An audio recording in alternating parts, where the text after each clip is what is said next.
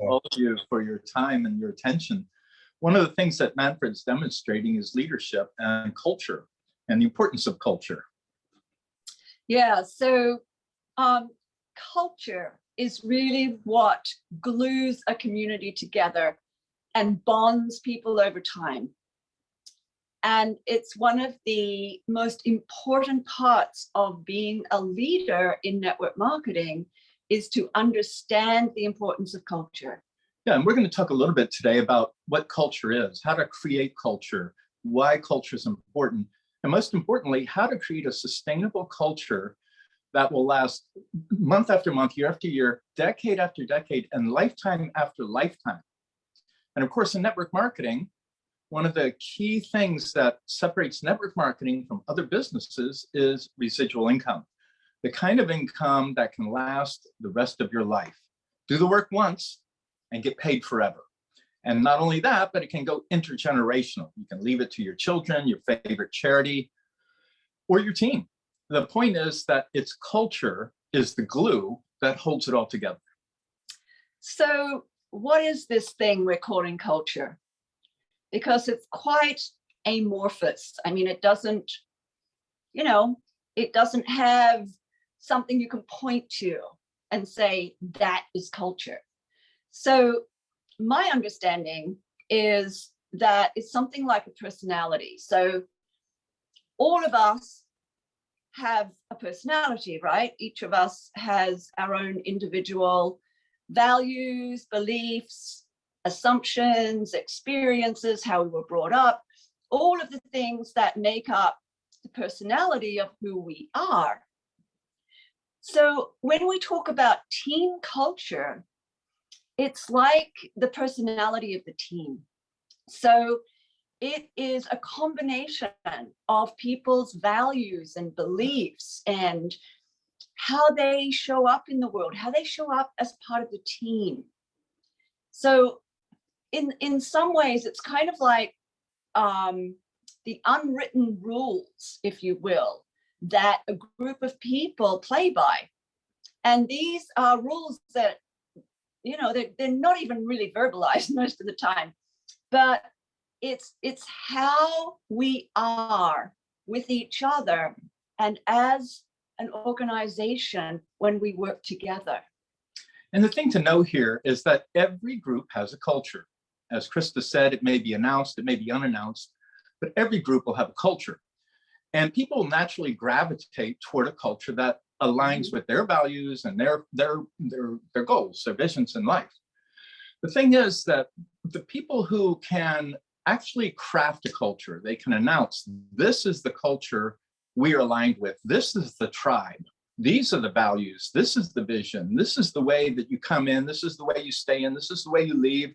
These are the things we do together. We hold together. This is where we're going. This is why we exist. In this act of creation, of conscious creation, lies the power. And this, if you so desire, is the way to craft a community, to invite people in, to be a kind of a road sign, if you will. This is who we are. This is what we're about. This is the access point. And if you want to be part of this, these are the things that we hold important. So part of the importance of having a vibrant community that people feel a part of and feel like they belong is that when somebody feels like, when I feel like I'm part of this group, I resonate with these people. These are my people. This is my tribe, however you want to put it, then there's a much greater level of comfort when people have to push their boundaries. We are in a business where we have to step outside of our comfort zone. But if we have that safe holding, if you will, of a vibrant and growing community, then that provides some kind of strength that we can stand on, that will buffer us as we meet these challenges as we go ahead. And every culture will have a visionary statement or a visionary dream and a lot of times it's, as Krista said, unacknowledged. It's we're all in this for this reason. And if we ask people, what is the reason that this tribe or this group or this culture exists? A lot of times people can't really put specific words around it. Now, the opportunity here again is to actually be able to articulate, to be able to speak it so that people are clear. This is my tribe. And with clarity comes power and strength. Okay? If it's some sort of unannounced fuzzy thing, that's fine. But it's easy in and easy out.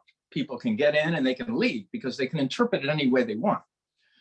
If our culture, if our goal is our product in every refrigerator, or global cooperation, or global community through local cooperation, or whatever it is, when it's announced, when it's specific, when it's defined, people join and they stick. They stick because it resonates deeply. And as leaders, here's the opportunity and the challenge. The opportunity and the challenge is to craft the culture, consciously craft it for our teams, meaning we're all part of a bigger culture called network marketing. We're part of a culture called this company. We're part of a culture called this team. And each of us have a culture in our team. Okay? So it doesn't mean we have to be global thinkers and create it for the whole world. But what's important is to create it for ourselves and our team. So one of the things that I've observed is that the most powerful leaders, the most effective leaders are those who build their relationships on trust and loyalty. And this, I believe, is the absolute bedrock of a vibrant culture. You know, trust and loyalty. And in our business, I believe that is our bedrock, which is why we have such an extraordinary group of people who have been together for so long and who are here to support all the people as they come along. It's a powerful thing to be part of something like this. Let's look at this thing called trust. Now, in life, it's clear we can trust other people to be who they are. That kind of goes without saying, but it's worth saying it because we can trust people to be exactly who they are. We can't trust them to be something we'd like them to be or something they may even say they want to be, but we can trust them to be who they are. And an observant person can watch and see exactly who somebody is, who they're being, how they react, how they initiate, how they conduct their lives. And if we look at people in terms of how they do even the little things in life, it's typically how they do the big things. People are pretty consistent. And if people have high ethical standards or high moral standards or high loyalty or high productivity or low productivity or loyal, it's pretty consistent over time. Okay. And communities are nothing more than a bunch of people together with agreements. Mm-hmm. So here's the opportunity. As Krista said, part of the challenge of our business is to step outside of our history, to step outside of the givens, step outside of the limitations that we've inherited or adopted or came in with or whatever, but to grow to be bigger, more magnificent, more dynamic, more expressive people. And our culture as network marketing, but also our culture as this community, provides a safe, held place for people to expand beyond the limitations and boundaries that they either grew up with or adopted or came in with, and become more of themselves. Not more of us or more of the leader, but more of themselves. And that is one of the most difficult things we can ask a human being to do. It's not difficult in and of itself, but it's difficult in that we've all tried it and we've all failed many, many times. We've also succeeded, but the failures for most of us can be so powerful, so gut-wrenching, that unfortunately, for a lot of people, it's too terrifying to do it again. Now, the good news is when we're in a community that embraces this and holds it and supports it, and has a vehicle and a structure and a system for failing in a good way, failing forward, then people are more willing to do it. Not saying they're going to, but they're more willing.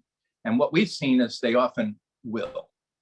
So this points to one of the tenets, if you will, of our community, I think, which is that people are acknowledged and people are appreciated. So there are some certain things that we can put in place to have this culture emerge. And yes, we grow beyond where we start. That kind of is a given to me. But we have a starting place. And as a leader with a growing team, or, even if you've just started in this business and you're looking to build a business, you are a leader because you're going to be inviting people. You're going to be saying to people, come with me. I've got something to show you. I've got something that may change your life. So in that moment, you step into a leadership role. And so how do you want this to evolve? How do you want this to manifest?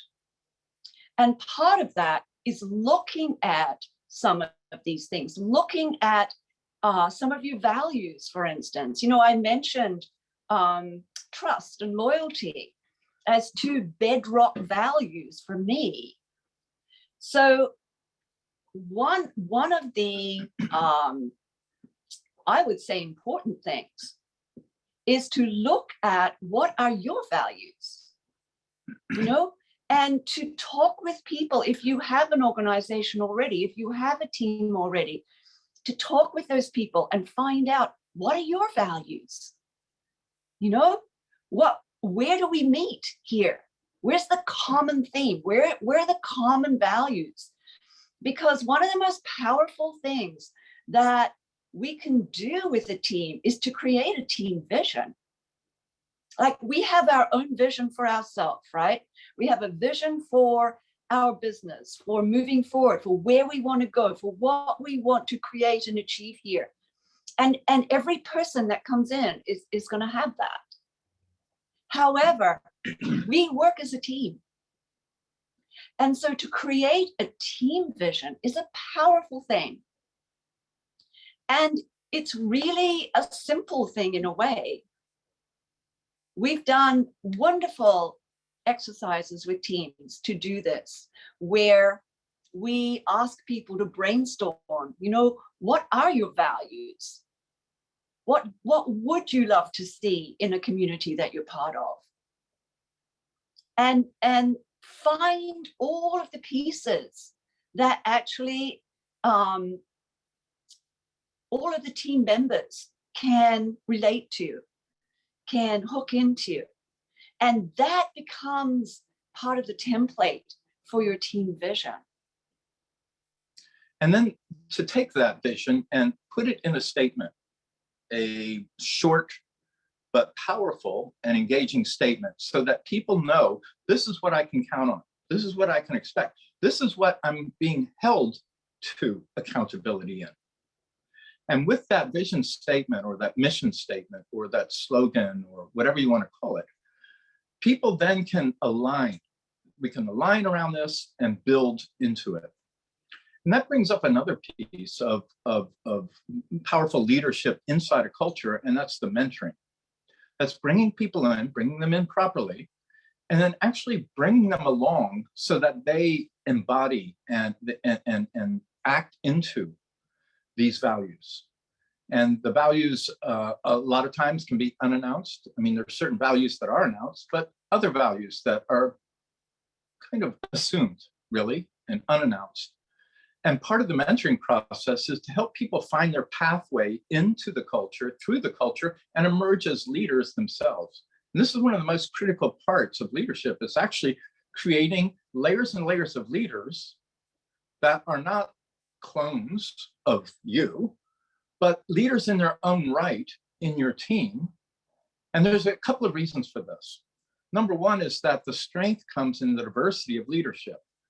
If there's a culture with one strong leader and that leader gets sick or dies or checks out or whatever, the whole culture is too fragile and it doesn't stick.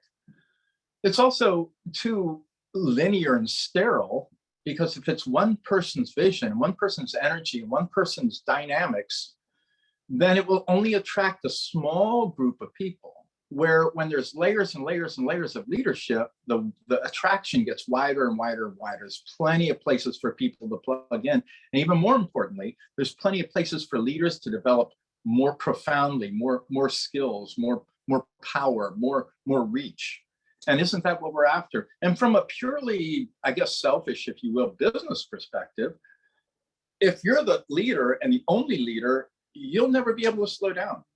You'll never be able to retire and enjoy the fruits of your work.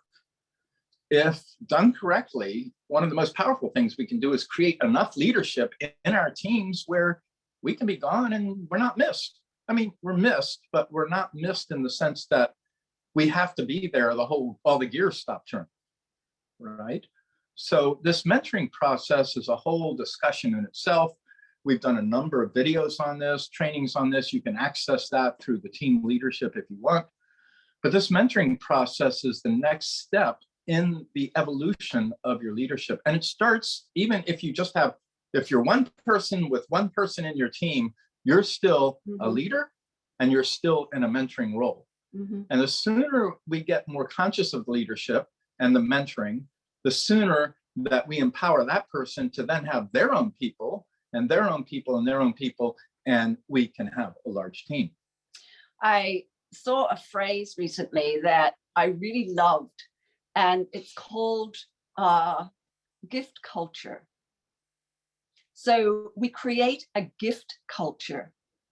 And what that really means is it's a culture that is based on the mentoring and coaching of other people. And the gifts are the experiences and the wisdom that gets passed from person to person. And like Michael said, sometimes, it can be a formal mentoring arrangement, a mentoring agreement, where you have a specific person that you agree to be mentored by. There's also, especially in our business, informal mentorship, where it's more give and take, where we pass on our learnings and our wisdom, but every person has their own to contribute as well. They have their own life experience.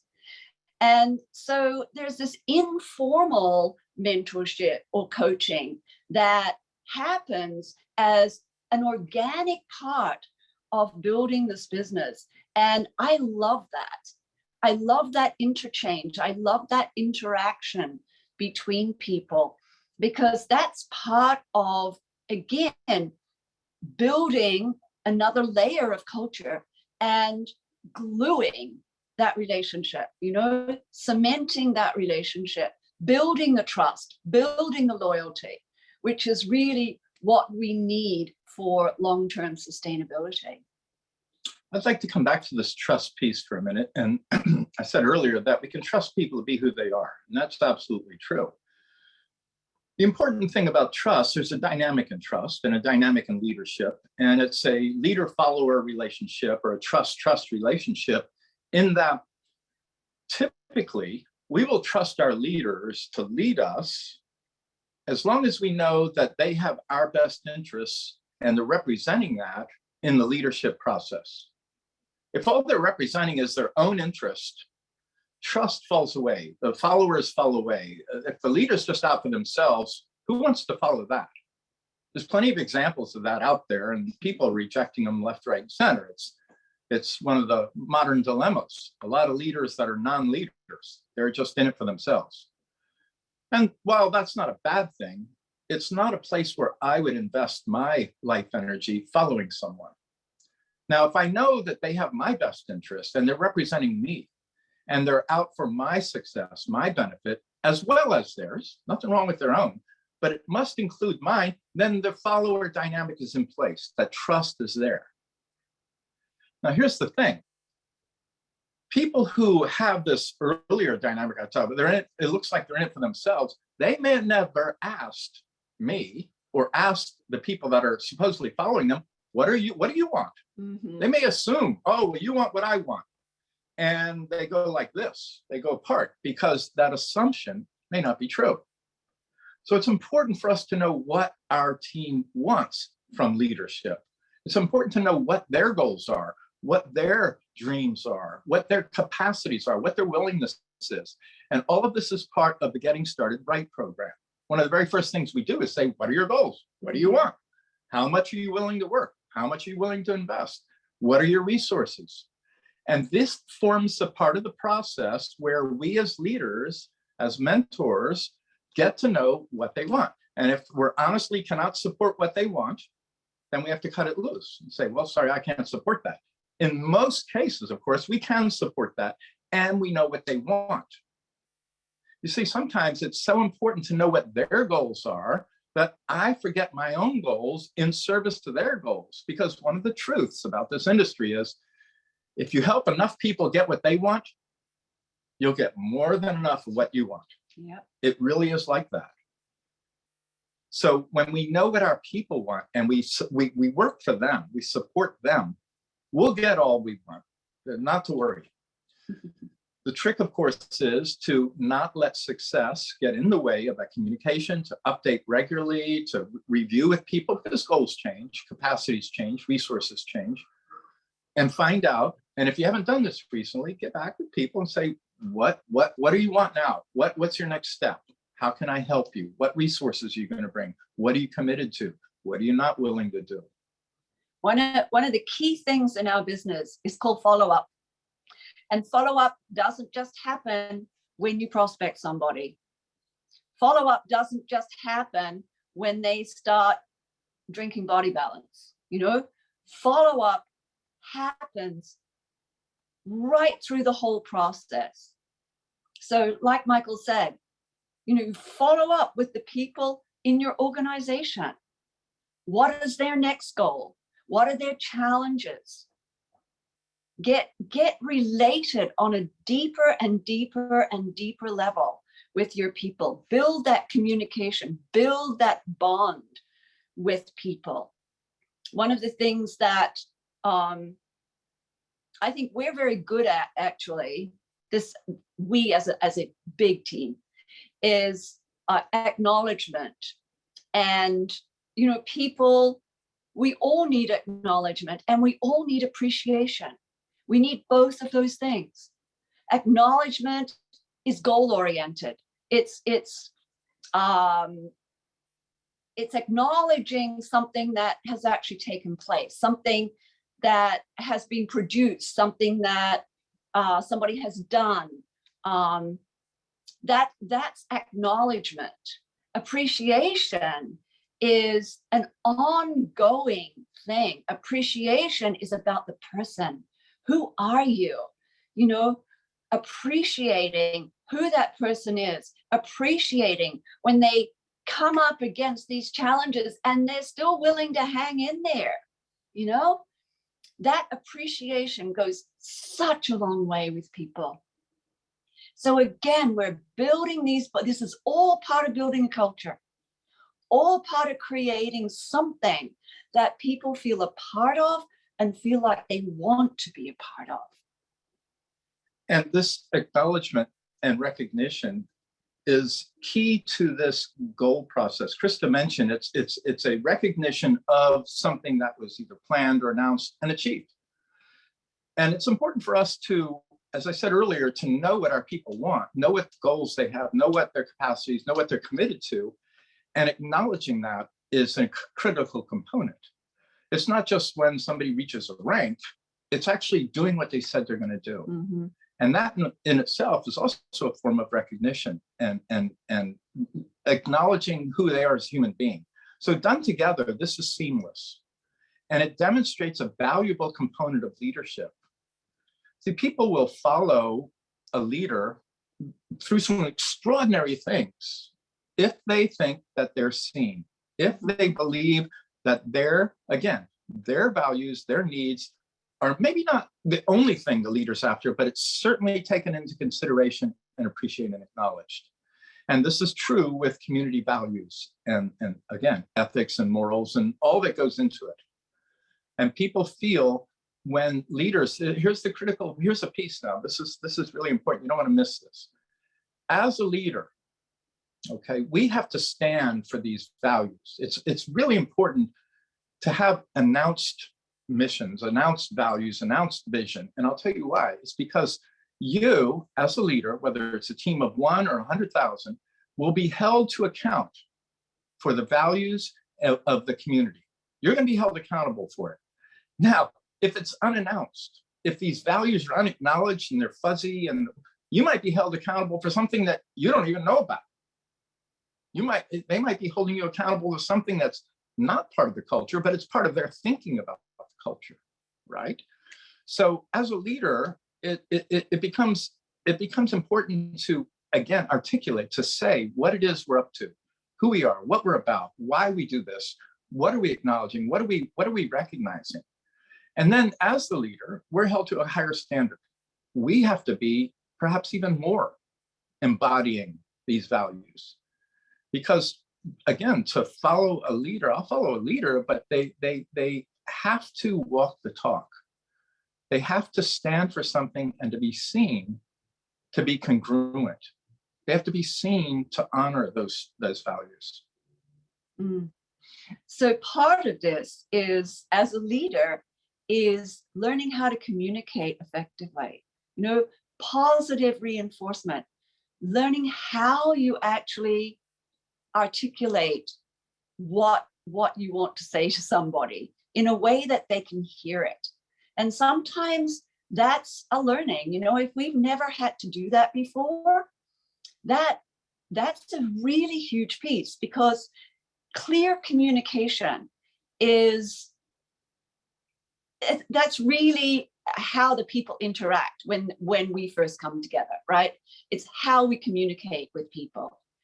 And so learning positive communication, I guess, for want of a better word, is an invaluable tool. And communication, effective communication, is one of the skills that comes with a successful network marketing career. Mm-hmm. We have people that were literally afraid to talk to 5 people of their closest friends at once, go up on stage and talk to big groups of people. Why? Not because they suddenly found the courage, but because they did it step by step by step by step. They became more effective communicators through constant practice, feedback, being held, and actually creating a place for themselves where they're comfortable. And they stand into another part of their power at that point. Mm-hmm. Yeah. So yeah, we're coming to a bit of a close here, and so. Maybe just review that leaders are held to a higher standard. It's important as a leader to begin to develop with your team a mission statement, a vision statement, goals, things that we stand for. Mm-hmm. And it doesn't have to be fancy, and it doesn't have to be big, it doesn't have to be long, but once it's agreed upon, then everybody's held to that standard, but you as a leader are held more. And part of the goal, the leadership path is, again, to hold in confidence, in trust, the values of the people on your team, and to acknowledge and recognize that, and to be able to communicate effectively with your team, and to build that trust. And the trust is the currency that keeps your team, your culture, your community going. Right. So we'll close this part of the event today and say thank you for your attention, thank you for your listening. And if we can help you do this, we make ourselves available to help you do it with your individual team. It would be our pleasure to do that for you. So thank you. Mm-hmm.